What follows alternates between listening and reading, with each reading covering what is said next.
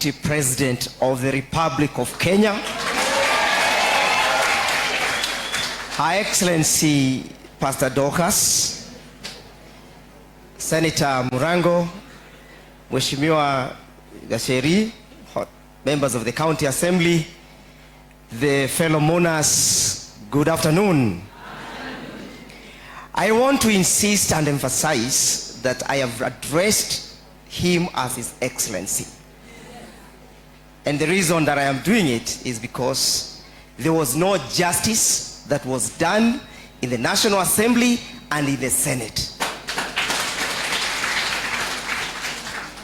And we are going to make sure that that impeachment is quashed and set aside. Nani ni mwenda ali mwena uria ungi na rude mwena uyu. Ndauririe atiriri aikorwo ye ni egutwarwo ithenya ria kamuti Angry Ndegwa Njiru. Ngimwira ni ngurugama nake na nugame na kiboto na tumere atiriri andu aya matuonete utuku, hawa watu walituona usiku, hawa watu hawatujui. Na ninataka kusema hivi, sisi ile kesi tumefanya pale kotini, mumeona tumesimama sana. Sisi tumesimama na Rigji. Mnataka tuendelee kusimama na Rigji?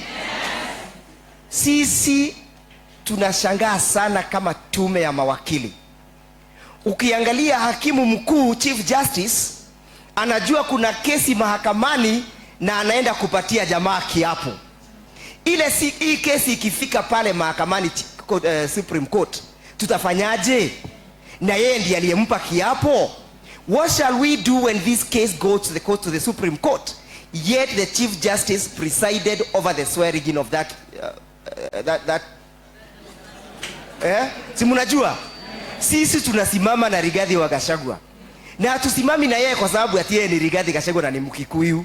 Tunasimama na yeye kwa sababu haki haikufanya nini? Haikutendeka. Na niwaambie nikimalizia, niwaambie mundu racoke kana bare akiri atia kana tegwa ando itu githe mutironi ri andu acu bore turekirwe mundu ni aigagirwo murigo ni aigagirwo maitho. Sisi tunataka tujipange na tuongee na Rigiji aende atafute wale marafiki wengine, sisi tuunde serikali.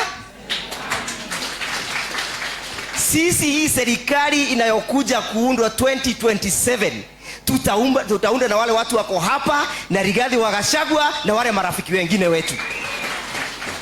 Na kuna rafiki yetu alisimama sana na sisi, nikimalizia, anaitwa Mheshimiwa Kalonzo Musyoka. Mabunge wake wote walipiga no. Maseneta wote wakapiga no. Kitheke kuyo gituga ganga ribite kwa mundu na muru wa nyina.